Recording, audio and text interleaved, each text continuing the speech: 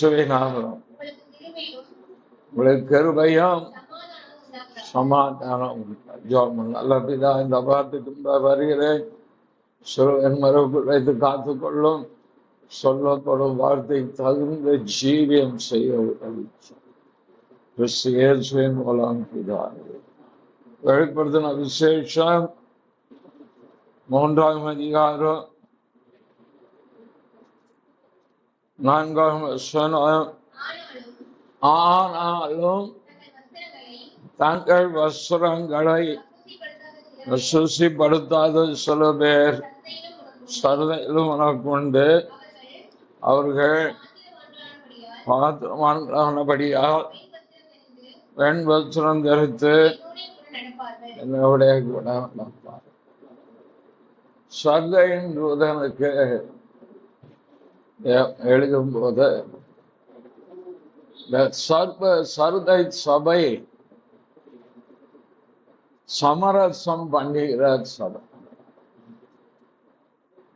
இயேசுவே வழி, இயேசுவே சத்தியம், இயேசுவே ஜீவன்.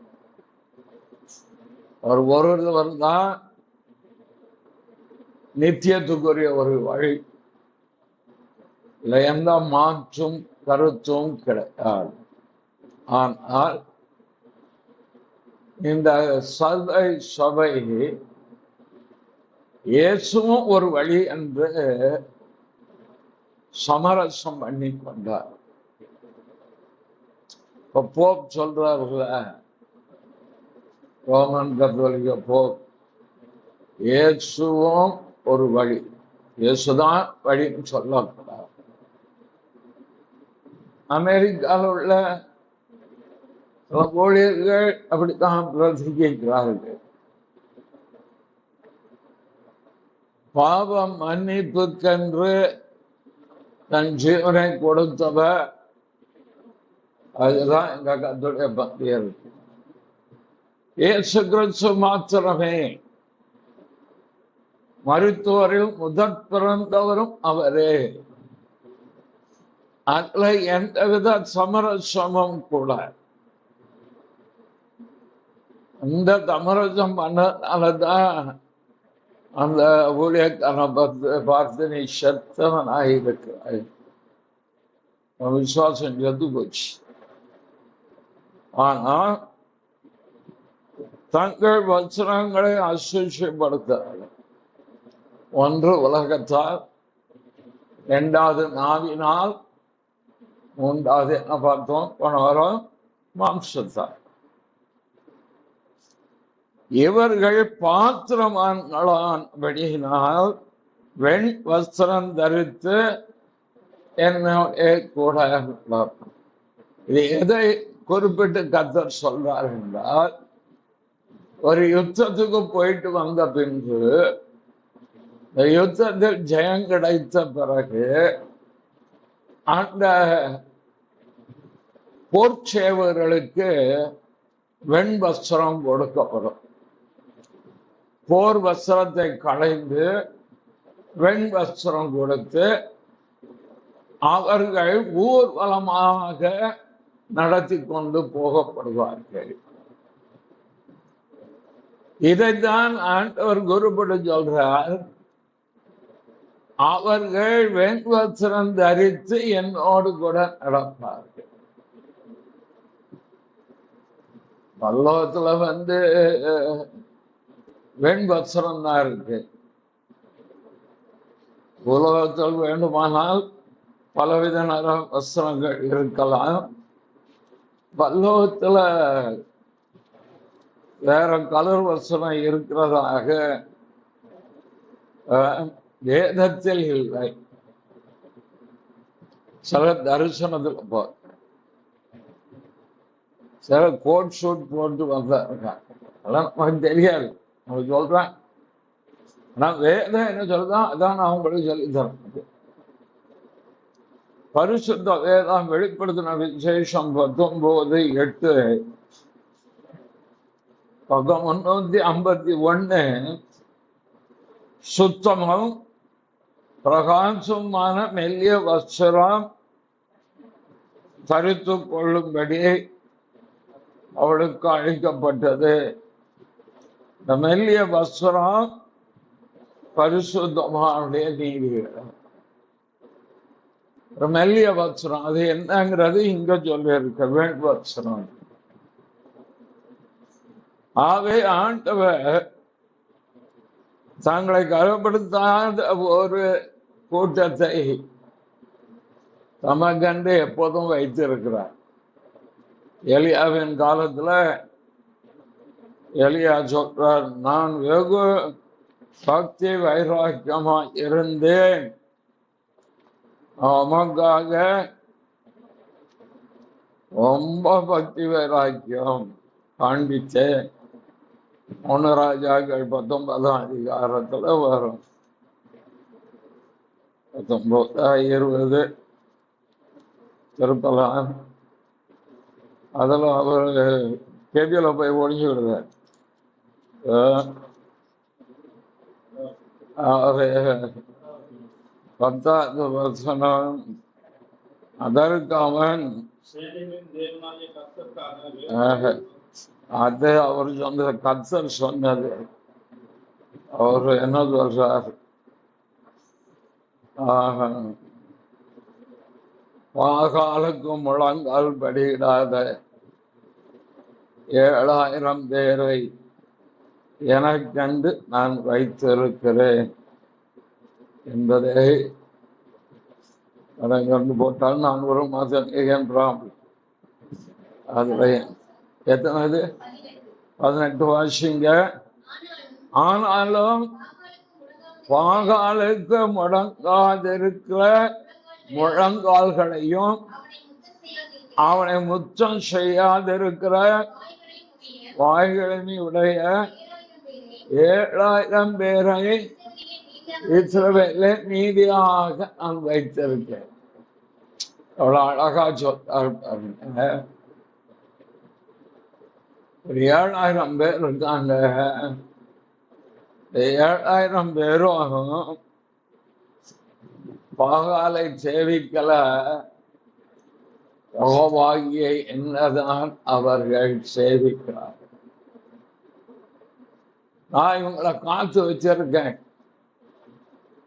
இதே போல புதிய ஏற்பாட்டு சபைக்குள் எந்த சபையில் இருந்தாலும் கிறிஸ்துவுக்காக வாடுகிற பக்தி உள்ளவர்களை கர்த்தர் தமக்கென்று தெரிந்து வச்சிருக்கிறார். பெந்தோகோஸ்தக்காரர்கள் தான் பல்லவம் போவாங்க கிடையாது. பக்தி உள்ளவர்கள் யாராய் இருந்தாலும், தேவதா பக்தி உடையவர்களாக இருக்கிற யாராய் இருந்தாலும் தேவன் அவர்களை பரலோகத்துக்கு கொண்டு போக உண்மை உள்ளவர். வெளிப்படுத்தல் 11:18 வசனத்தில்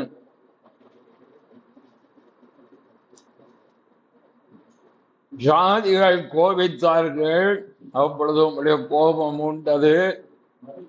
மரித்தோர் நியாயத்தீர்ப்படைகிறதற்கும் தீர்க்கதரிசிகளாகிய உங்களுடைய ஊழியக்காரருக்கும் பரிசுத்தவான்களுக்கும் உமது நாமத்தின் மேல் பயபக்தியாய் இருந்த சிறியோர் பெரியோர்க்கும் பலன் அளிக்கிறதும் பூமியில் கெடுத்தவளை கெடுக்கிறதுக்கும் காலம் வந்து என்று சொல்லி தேவனை தொழுது கொண்டார்கள். என்ன சொல்லியிருக்கு? உமது நாமத்திற்கு மேல் பயபக்தியாய் இருந்த. இதைத்தானையா மறுபடியும் ஒவ்வொரு மெசேஜ்லையும் வருது. நம்முடைய ஆண்டவரை குறித்து ஒன்று தெரிந்து கொள்ளுங்கள், அவர் பொருளாசை உள்ள தெய்வம் அல்ல. அவர் எவ்வளவு வேணும் பொய்யுரையாக. தேவன் கைகளின் கிரியை ஆசீர்வதிக்கிறவர். காலைல பார்த்தோம்ல, எதுல பார்த்தோம்? யோபுல பார்த்தோம்ல. யோபு 1:19 என்ன சொல்லியிருக்க? இதுதான் ஆண்டவரை குறித்து அறிவுக்குள் நாம் கடந்து வருவது. 1:10 நீர் அவனை அவன் வீட்டையும் அவனுக்கு உண்டான எல்லாவற்றையும் சுற்றி வேலை அடைந்தவள் சொல்றது யாரு? சாத்தான். இருக்கு, அவனுக்கு தெரியும் அவன் எப்படிப்பட்ட மனுஷன். யோபு 1:1 ஊத்ஸ் தேசத்திலே யோபு என்ற பெயர் கொண்ட ஒரு மனுஷன் இருந்தான். அந்த மனுஷன் உத்தமனும் சன்மார்க்கனும் தேவனுக்கு பயந்து பொல்லாப்புக்கு விலகினமா இருந்தான். ஒரு இடத்துல யோபு 4:6 உம்முடைய தேவ பக்தி உம்முடைய உறுதியாயும் உம்முடைய வழிகளின் உத்தமம் உம்முடைய நம்பிக்கையாயிருக்க வேண்டியதா. அப்போ தேவ பக்தி உள்ள ஒரு மனுஷன் யோபு. தசமம் கொடுத்தாரு, காணிக்கை கொடுத்தாரு, அதான் கர்த்தர் வேலையடைச்சாரோ. அதே வசனம் 10 பின்பாக வாசிங்க. அவன் கைகளின் கீழே ஆசீர்வதித்தீர். ஏன் ஆண்டவர் ஆசீர்வதிக்கிறார்? கொடுத்ததால ஏமாந்து போகாதீங்க. தேவனுக்கு பயந்து பயபக்தியாக இருந்து உத்தமத்தோடு பொல்லாப்புக்கு விலகி. சங்கீதம் 15 சங்கீதம். பொல்லாப்புக்கு தன்னாவை விலக்கி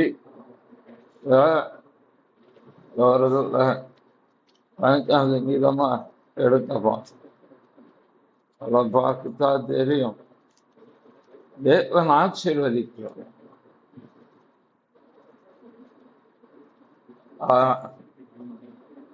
15 சங்கீதத்துல அதுல அவர் சொல்வார், திருப்பி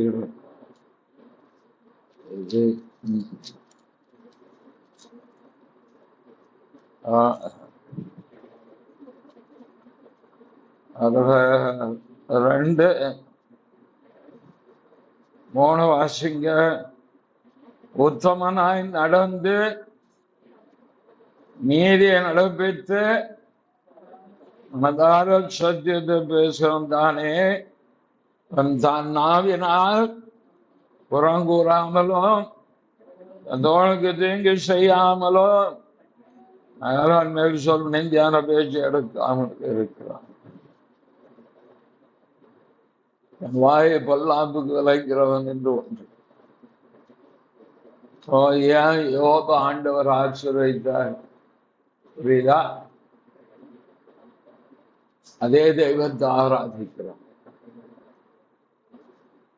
அவனுடைய சம்பத்து தேசத்தில் பெருகிட்டு உண்மையில ஆசீர்வதிக்கிறவர் கர்த்தர். ஈசாக்கு விதைத்தார், 100 மடங்கு விளைய செய்கிற தேவன்.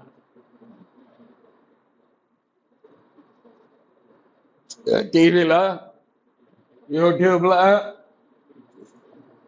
கழுத்துல இருக்க காலில் இருக்க கழிச்சு போடு, உடனே கர்த்தர் வானத்து பவனை தரப்பான்னு சொன்னா விசுவாசமாக ஏமாந்து போய் கொடுத்துடாது. கொடுக்கிறது அடுத்த காரியம், அந்த கர்த்தருக்கு அடுத்த காரியம். நீதியாய் நியாயமாய் சத்தியத்துக்கு உட்பட்டு தேவபக்தியாய் தெய்வீக தன்மையில் குற்றம் இல்லாமல் தன்னை காத்து கொண்டு பொல்லாப்புக்கு விலகி தன் ஜீவத்தை காத்து கொண்டால் தேவன் உன் கைகளின் கிரியை ஆசீர்வதிப்பார். அப்ப கைகளின் கிரியை ஆசீர்வதிக்கிறது கர்த்தரா பிசாசா? சாத்தானே சொல்லுதான். என்ன சொல்றான்? அவன் கைகளின் கிரியை கர்த்தருடைய ஆசீர்வாதம் ஐஸ்வர்யத்தை வேலை ஆட்கள் உண்மையாக வேலை செய்யுங்கன்னு சொல்றான். மனுஷர்கென்று பார்வைக்கு ஊழியம் செய்யாமல் கர்த்தர்கென்று மனப்பூர்வமாய் செய்யுங்கள் என்று அந்த சம்பாத்தியத்தை உங்களால் இயன்றதை தேவனுக்கு கொடுத்துட்டு மீதி உங்க குடும்பத்துக்காக நீங்க செலவழிங்க. வியாதியை உன்னை விட்டு தூரமாய் விலக்குவேன். வியாதிப்படுகிற அருவாசிகள் சொல்லுவதும் இல்லை. குணமாக்குகிற கர்த்தர் ஆண்டவர் வேலை அடைச்சிட்டாரு. சத்ருவால தொட முடியாது, சசால தொட முடியாது. தேவனை அறிந்து கொள்ளணும், ஒரு வழிகளை புரிந்து கொள்ளணும். நம்முடைய ஆண்டவருக்கு பயந்து நடக்கிற சிறியோரோ பெரியோரோ யாராயிருந்தாலும் தேவனோட ஆசீர்வதிக்கவும். ஆபிரகாமின் தேவன், ஈசாக்கின் பயபக்தி, யாக்கோபின் மேலையும் கீழையும் குதிக்கிறதுக்கு அதை நாங்க குதிச்சிருக்கோம். நான் குதிக்காத குதியா அது தேவனுக்கு பயந்து பொல்லாப்புக்கு விலகி நாவை பொல்லாப்புக்கும் வாய் கபட்டு வசனிப்புக்கும் விலகி காத்துக்கொள். புறம் பேச வேண்டாம், புறம் கூறுதல் இருக்க வேண்டாம். எல்லாம் ஆண்டவர் எழுதி வச்சிருக்க. இதுபடி தன்னை ஒரு மனுஷன் பயபக்தியாய் இருந்தால் தேவன் அவன் குடும்பத்தையும் சந்ததி ஆகுது. அதனால்தான் ஆண்டவர் சொல்றாங்க, தங்களை அசுசிப்படுத்தாத ஒரு கூட்டம் இருக்கு இன்னைக்கு இருக்கு, இந்த சபையிலையும் இருக்கு. சும்மா சொல்ல கர்த்தர் வெளிப்படுத்தி சொல்ற. பல மாதங்களுக்கு முன்னாலே வெளிப்படுத்துறார். இந்த சபையிலும் தங்களை அசுசிப்படுத்தாத ஒரு கூட்டம். அவர்கள் வெண்மத்தனம் தரித்து என்னோட நடந்தார். எங்கும் ஆண்டவர் தம்முடைய ஜனத்தை அறிந்திருக்கிறார். ஆகவேதான் நம் ஆசீர்வாதத்தை குறித்து பேசுவதை பார்க்கிறோம். ஆசீர்வாதம் கொடுக்கும் தெய்வத்தை குறித்து பேசு. சுகம் கொடுக்கும் தெய்வம், பலன் கொடுக்கும் தெய்வம். என்னாலே உன் நாட்கள் விருத்தி அடையும். விருத்தி அடைய வைக்கிற கர்த்தர், தீர்க்காய்ச்சி, இதெல்லாம் யார் சொல்லிக் கொடுக்க? சும்மா ஆசீர்வதிப்பார், ஆசீர்வதிப்பார். ஏற்கனவே ஆசீர்வதிச்சிருக்கார். கிறிஸ்துவுக்குள் உன்னதங்களில் ஆவிக்குரிய சகலம், ஆவிக்குரிய சகலம், ஆவிக்குரிய ஆசீர்வாதம் கொடுத்தவர் இந்த சரீர பிரகாரமான ஆசீர்வாதம் தரமாட்டாரா?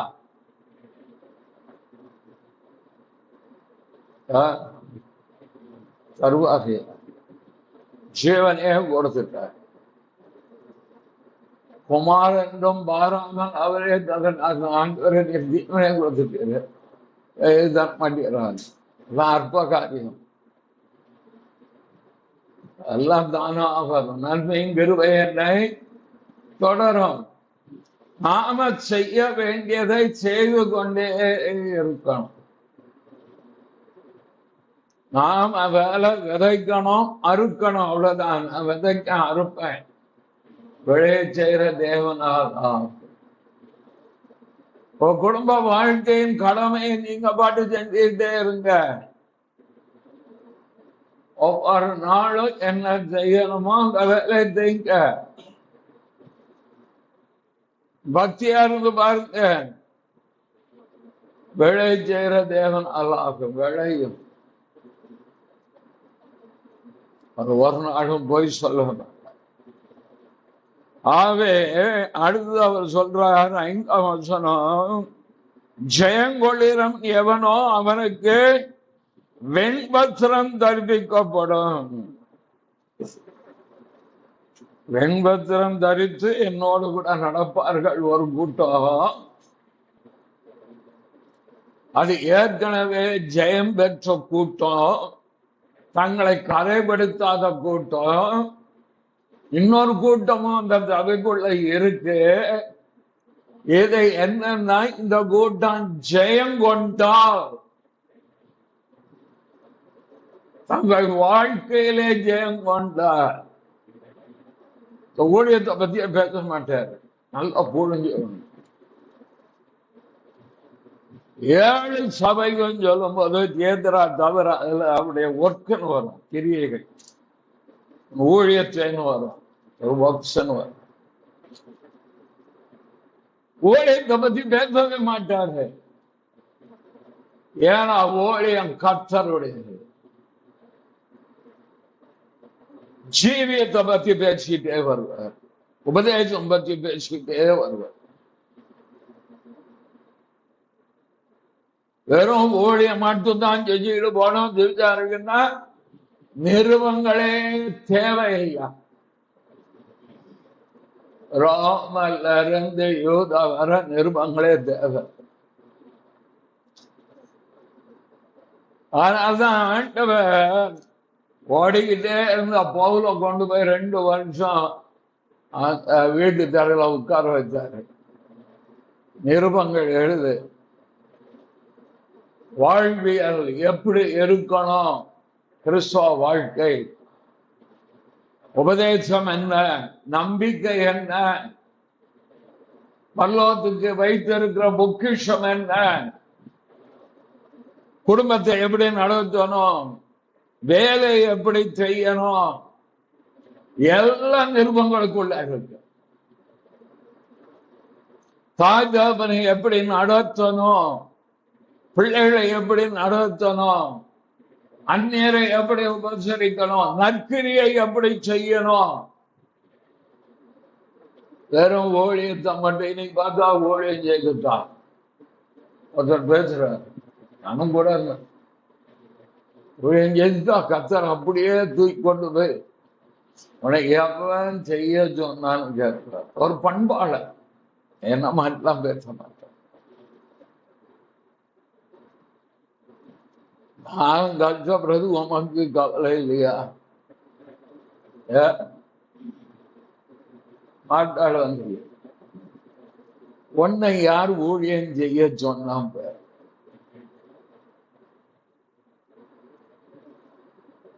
ஊழியம் செய்ய வேண்டாமா? நான் உங்களை செய்ய சொல்றேன். வர ஞாயிற்றுக்கிழமை நோட்டீஸ் கொடுக்கணும், நீங்க வாங்க, நோட்டீஸ் கொடுப்போம். ஊழியம் செய்ய உங்களை என்கரேஜ் பண்றேன், நானும் ஊழியம் செய்யறேன். நீ செய்யற ஊழியத்தை விட நீதான் எனக்கு முக்கியம். அதான் சொல்றவ. ஊழியம் செய்யாதீங்க நான் சொல்லல, ஊழியம் செய்ய சுவிசேஷ வேலைக்கு. ஆனால் அதிலே திருப்தி அடையாதே. நீ செய்யற ஊழியத்தை விட நீதான் எனக்கு முக்கியம். நீ அழைத்தவர் நான், நீ ரட்சித்தவர் நான், நீ அபிஷேகித்தவர் நான். சுவிசேஷகர் மறைந்த சங்கரி ஜீவானந்த ஐயா அவர்கள் 86, 85 பேர் ஒரு பைபிள் ஸ்டடி எடுத்தார். சொல்லும்போது, எப்பொழுது உன்னுடைய வேலைகள் அதிகமாகிறது என்று நினைக்கிறாயோ அப்பொழுது நீ தேவ உறவை பலப்படுத்தி கொள் என்று அப்படி அர்த்தம். கூடுதலா ஜெபம் பண்ணு, அப்பொழுது அது லகுவாகும் என்றார். இன்னைக்கு வரைக்கும் அதை நான் மனசுல வச்சு செயல்படுத்த முயற்சி செய்கிறேன். ஊழியம் வளருது இல்லைன்னு சொல்லலாம். தேவ உறவிலே நம்மளை பலப்படுத்திக்கிறோம். அதான் ஜெயங்கொள் எவனோ அவனுக்கு வெண்பத்திரம் தரிப்பிக்கப்படும். வெண்வத்சரம் கையில வச்சுக்கிட்டே இருக்க, வெண்வத்சரத்தை தரிப்பிக்க. ஜெயங்கொண்டிருக்க ஒரு கூட்டம் உள்ள இருக்கு, இன்னொரு கூட்டத்துக்கு இன்னொரு ஆப்ஷன் கொடுக்கிறார், வாய்ப்பு கொடுக்கிறார்.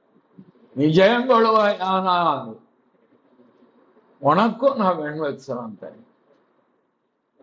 ஏற்கனவே காளி என் கூட நடக்கும், ஆனா நீ இன்னும் சரியில்லை பார்த்தியா, உன்னை சீர்படுத்திக் கொள்வாய். ஆனா இதை சொன்னா சொல்லவே யோசனையா இருக்கியா, இதை சொன்னா ஜட்ஜ விட்டு போயிருவேன், இதை சொன்னா ஜட்ஜுக்கு வராம அவாய்ட் பண்றாங்க. ஒழுங்காருன்னு சொல்றது தப்பா.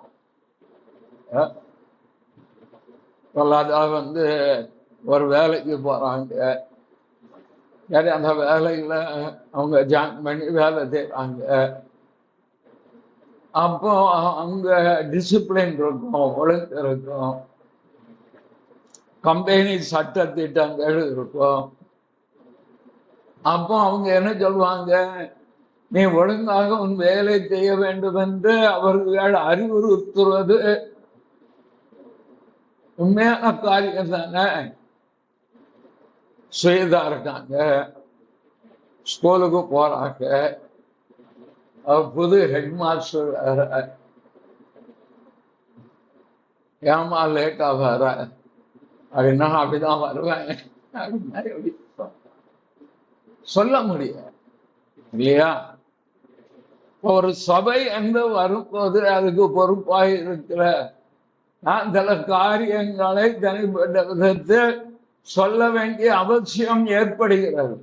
எல்லாரையும் சொல்றதில்லை, எல்லார்கிட்டையும் போய் பேசுறதில்லை. சில குடும்பங்களுக்குள் இருக்க நிர்விசாரங்கள், ஒழுங்கீனங்கள், அவபக்திகள், இது பின்னால எப்படிப்பட்ட விளைவை ஏற்படுத்தும். இன்னைக்கு கூட குடும்பத்துல பேசிக்கும் போது அந்த சௌரிய குடும்பம் ஆவிக்குரிய வறட்சியில் இருக்கிறது எல்லாருக்கும். ஆனா ஆவிக்குரிய வறட்சி கர்த்தர் கிரியை செய்யாட்டாய் எப்படி முடியும்? ரட்சண்யம் கர்த்தருடையது. அந்த ரட்சண்யம் நம் குடும்பத்துக்குள்ள வரணும்னா நாம முதல்ல பயபக்தியா இருக்கணும். நாம ஒழுங்காக தேவனுடைய வார்த்தைக்கு உட்பட்டு எல்லாத்தையும் ஒரே நாள்ல செய்ய சொல்ல ஒவ்வொன்றாச்சு. உள்ளான மனுஷன் நாடு கேட்குறீங்களா? சரி, இந்த வர்த்தனத்துக்கு போன சன்சன் பாலோடைய பிரசங்கத்தை உட்கார்ந்து கேட்டேன் கொஞ்ச நேரம். ரட்சிப்பின் சந்தோஷத்தை பத்தி காலையில பேசினால சங்கீதத்துல ரட்சண்ய சந்தோஷம், பாட்டுல பேசினேன். ரட்சண்ய மகிமை பத்தி பேசினார். அதே பகுதியை எடுத்து அவர் ரொம்ப அழகாக விளக்கி சொன்னார். அது உனக்குள் என்றும் நிலைத்திருக்கணும். இதை போல காரியங்களை கேட்கும் போது ஏற்றுக்கொள்கிறோம், நம்மளை சீர்தூக்கி பார்க்கிறோம், சீர்படுத்துகிறோம். அந்த கிருபையில வளர நம்மை ஒப்புக்கொள்கிறோம். இதுதான் நிலைச்சு நிற்கும். இதுதான் நிலையான ஆசீர்வாதத்தை கொடுக்கும்.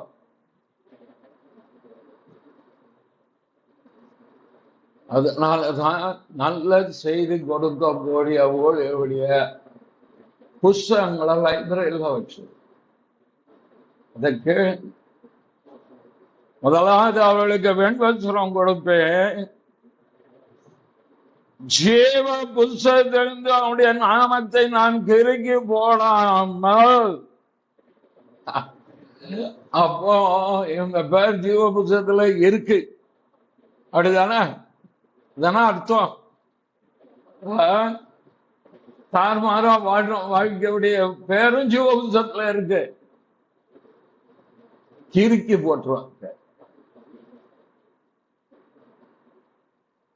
ஒழுங்கா இல்ல, ஜீவபுத்தம் பேர கிறுக்கி போட்டோம். கிறுக்கி போட்டா என்ன நடக்கும் தெரியுமா? வெளிப்படுது. சரி, அதுல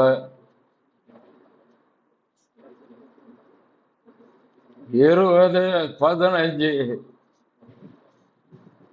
வெளிப்படுது. 20:15 ஜீவ புஸ்தகத்தில் எழுதப்பட்டவனாக காணப்படாதவன் எவனோ அவன் அக்கினி கடலிலே தள்ளப்பட்டான். Sorry mister. ஏன் பயபக்தியா இருங்க, ஒழுங்கா இருங்க, நீதியா சத்தியத்துக்கு உபதேசத்துக்கு உட்பட்டு வாழுங்க. அபிஷேகம் வரும், வல்லமை, அக்கினி, தருதனம், வல்லத்துக்கு போன போயிட்டு வந்து சாப்பிட்டுட்டு இளையறாங்கன்னு ஜீவ புத்தகத்துல பேர் இல்லைன்னா எங்க போகும்? அக்கினி கடல். இங்க ஆண்டவர் சொல்றார், ஜீவ புத்தகத்தினுடைய நாமத்தை கிறுக்கி போடாம யாருங்க எவன் ஜெயம் கொள்ளுகிறான். திரும்ப திரும்ப சொல்ற காரணம் சுத்த ஜீவியத்தை செய்யுங்கன்னு சொல்ற வாண்ட் பண்ணுவார் ஆண்டவர். 55வது வயதுலயே 50 வயதுல 55 வயதுல வாண்ட் பண்ணார், எச்சரிக்கை. இந்த மாதிரி செய்தி ஒருத்தர் பேச அலட்சியம் பண்ணுங்க. நமக்கு தெரியும், விஜயாஜி ஒரு வாழைத்தோலை டக்குன்னு போட்டு விடுவான், அதெல்லாம் இவன் முடிய நடப்பான். புரியுதா? அறிந்து உணர்ந்து தேவனுக்கு முன்பாக நீங்க பாட்டு உங்க குடும்ப வாழ்க்கை நல்லா நடத்துங்க. உங்க வேலை நீங்க நன்றாக உத்தமமா செய்யுங்க. பிறருடைய காரியத்துல தலையிடா. நீங்க உங்களுக்கு போதுமானது கர்த்தர் கொடுத்தது போதுமான போதுமங்கிற மனதோட பக்தி விருத்தியை இருந்தாக பாடுங்க. இந்த ஜெயம் கொள்ளாத ஆக்குடைய பேர் ஜீவபுத்தத்துல இருக்கு. ஒழுங்கா தானே கிறுக்கி போடும். ஆண்டவர் கையில பேனா வச்சிருந்தாரா, மயில் தோகை வச்சிருந்தாரா? கிறுக்கணும். ஒரே பிள்ளைகள் திருக்கும் பார்த்துருக்கா நோட்ல பேனா கொடுத்து அப்படி போட்டு கிறுக்கும். அது மாதிரி கிறுக்கணும். பேரே அப்படி என் பிதா முன்பாகவும் அவருடைய தூதன் முன்பாகவும் அவன் நாமத்தை அறிக்கையிடுவேன். சந்த சபைக்கு சொல்றதுக்கு பார்த்தாலே பயங்கரமா கிறுக்கி போட மாட்டேன். இரண்டாவது, என் பிதா முன்பாகவும் அவருடைய தூதன் முன்பாகவும் நாமத்தை அறிக்கையிடுவேன். ஒரு இடத்துல உண்டு, நீ என் நாமத்தை மறுதலித்தால் நானும் நாமத்தை மறுதலித்தேன். வெளிப்படுத்தின விசேஷத்திலையும் வரும், மத்தேயுலையும் அது வரும். நாமத்தை மறுதளித்தார். இதெல்லாம் எல்லாமே சும்மா ஆட்கள் மேலே கீழையும் கர்த்தர் வந்துட்டார் போயிட்டார் அப்படின்னு சொல்லிட்டு ஜனங்களை மேற்பூச்சா பூசிட்டு போறாங்க. மேற்பூச்சாக பூசிக்கொண்டு போகிறார். ஆகவே அது மத்தேயுலையும் வரும், விசேஷத்திலையும் வரும். நான் பிடிச்சி வச்சிருப்பேன். அதுல மத்தேயு 10ஆம் அதிகாரம், கரெக்ட், 10ஆம் அதிகாரம் 32, 33. மனுஷர் முன்பாக என்னை அறிக்கை பண்ணினோ அவனை நானும் பரலோகத்திற்கு என் பிதாவின் முன்பாக அறிக்கை பண்ண. நீங்கள் கிறிஸ்தவர்களா? நாம நான் கிறிஸ்தவன் தான். ரட்சிக்கப்பட்டவன் தான். இயேசுதான் பண்ணிக்கலாம், இயேசுதான் பண்ணி கொடுறேன். இது சொல்றதுல என்ன வந்துருது? மனுஷர் முன்பாக என்னை மறுதளிக்க எவனோ அவனை நானும் பரலோகத்திற்கு என் பிதாவின் முன்பாக மறுதளிக்க.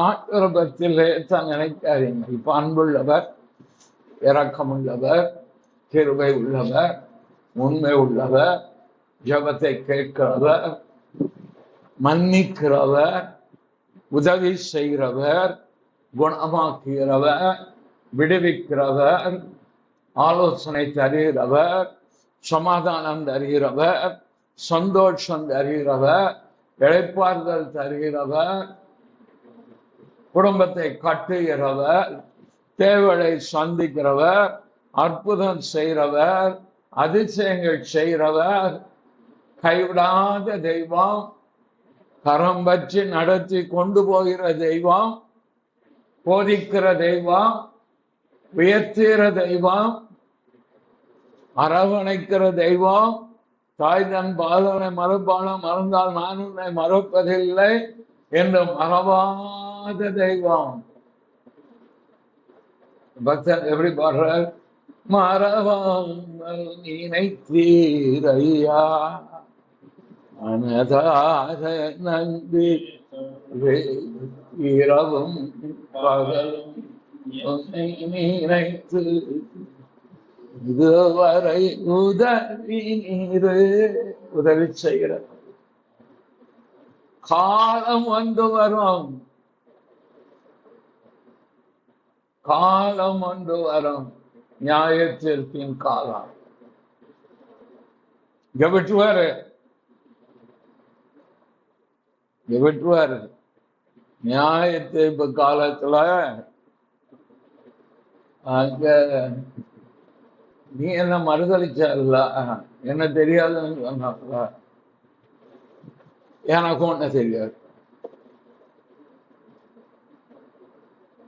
எனக்காக நீ வாழ்ந்தல்ல, அவ்வளவு கஷ்டத்தின் மத்தியிலும் நெருக்கத்தின் மத்தியிலும் என்னை உத்தமமாக பின்பற்றி மனத்தாழ்மையாய் சாந்தமாய் மன்னித்து அரவணைத்து என் சித்தத்தை நிறைவேற்றி என்னை பிரியப்படுத்தி வாழ்ந்தல்ல,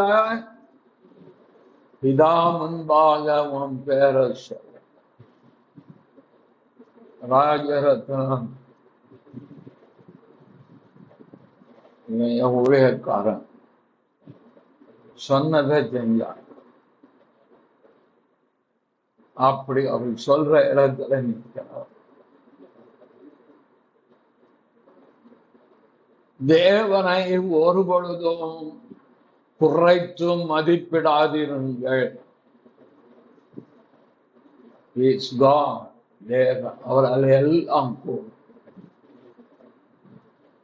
அவர் பண்பாளர், அவர் இறக்கம், மன ஒருக்கம், ஈடே சாந்தம், மகா தைரியம், சத்தியம் உள்ள தெய்வம். அதே சமயம் நீதி பெறலாதது.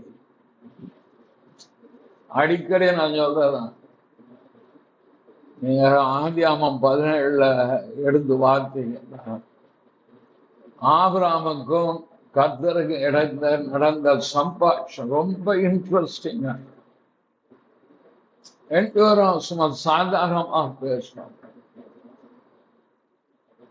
அப்படி பேசும்போது இவர் சாராள கம்ப்ளைண்ட் பண்ண போய் நிக்க, யார ஒய்ஃப, அந்த அம்மா பாவம் இவர் இழுத்தெழுப்புகளாம் கூட வந்து இருக்கு.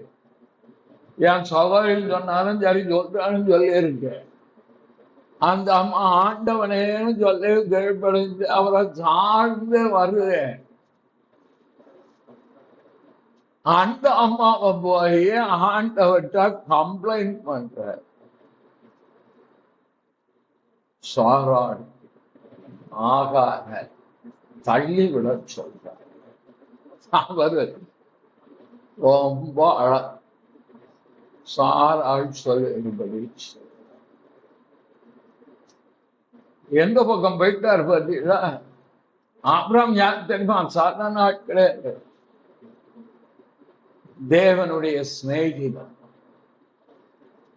தேவனுடைய ஊழியக்கார், தேவனுடைய தீர்க்கதரிசி, விசுவாசிகளின் தகப்பன், கீழ்ப்படுதல் உள்ள ஒரு உத்தமமான ஒரு மனுஷன். அவர் கம்ப்ளைண்டோட போறார். சாரா இப்படி சொல்லலாம், ரொம்ப வருத்தம். தேவன் எந்த பக்கம் நிற்கான்னு கண்டுபிடிக்க தெரியும். அவர் சாரா சொல்லிப்படுத்து உடனே இவர் பார்த்தாரு, ஆண்டவர் அந்த பக்கம் போயிட்டார. இஸ்மவேல் உமக்கு முன்பாக பிழைத்தார். அடுத்த ஸ்டெப்புக்கு வந்துட்டார். கண்டுக்கவே இல்லை ஆண்டவரை. இவர் இஸ்மவேல் உமக்கு முன்பாக பிழைப்பான் சொன்னார். சாராள் ஒரு குமாரனை பெறுவாள், அவனுக்கு ஈசாக்கு என்று பெயரிடுவாயாக. அந்த ஈசாக்கோடு என்னுடைய உடன்படிக்கை ஏற்படுத்துவேன், அவன் மூலமா அவன் சந்ததி. நான் என்ன கேட்டுட்டு இருக்கேன், நீ என்ன பேசுகிற? காரணம், வாக்கு தத்தம் நிறைவேறும் காலம் வந்து விட்டது. தேவன் தன்னுடைய காரியத்தை ரொம்ப கவனமா இருப்பார். ஆபிரகாமே சொன்னாலும் கண்டுக்க மாட்டார். ஏன் தெரியுமா? அவருடைய நோக்கம் வாக்கு குமாரன் ஈசாக்கு வரணும். இதெல்லாம் சொல்லி முடிச்ச பிறகுதான் சொல்றாரு, இஸ்மவேலுக்கா நீ செய்த விண்ணப்பத்தையும் கேட்டேன். தேவன் தன்னுடைய காரியத்தில் கருசனை உள்ளவராய், கருத்துள்ளவராக, உங்களை ஆசீர்வதிக்கனால ரொம்ப கருத்தா இருப்பார். உயர்த்தணும்னா அதுல அவர் ரொம்ப உண்மை உள்ளவராய். ஏன்னா அவர் கர்த்தர், தெய்வம், தெய்வம். அதனால்தான் அவர் சொல்றார், என் பிதா முன்பாகும், தூதன் முன்பாகும் அவன் நாமத்தை கவனமா இருந்தாப்போ, நன்மை செய்தாப்போ, நற்கிரியை செய்தாப்போ, யாருக்கு எந்த தீமையும் செய்யக்கூடாது, தீமை பேசக்கூடாது, பிறரை குறித்து பொல்லாப்பு பேசக்கூடாது. அந்த காரியம் பார்த்து போறாங்க. நான் ஆண்டோடைய வழியில் தேவன் நமது தயவை வெளிப்படும். உங்க குடும்பம் நல்லா இருக்கும், தலைமுறை நல்லா இருக்கும். அது மட்டும் இல்ல, நியாய தீர்ப்பு அன்னைக்கு இவ என் மகள், என் மகன், என் ஊழியக்காரன், கர்த்தரை குறித்து தெளிவாய் தெரிந்து கொள்வோம். ஆனால் கர்த்தருடைய பந்திக்கு வரோம்ல, இயேசு கிறிஸ்து ஆண்டவர் சொன்னது என்ன சொன்னார்? என்னை நினைவு கூறும்படி செய்யும். நான் உன்னை நினைச்சிருக்கேன், நீ என்னை நினைக்க வேண்டும். நான் உன்னை மறக்கல, நீ என்னை மறக்க கூடாது. ஆகவே என்னை நினைவு கூறும்படி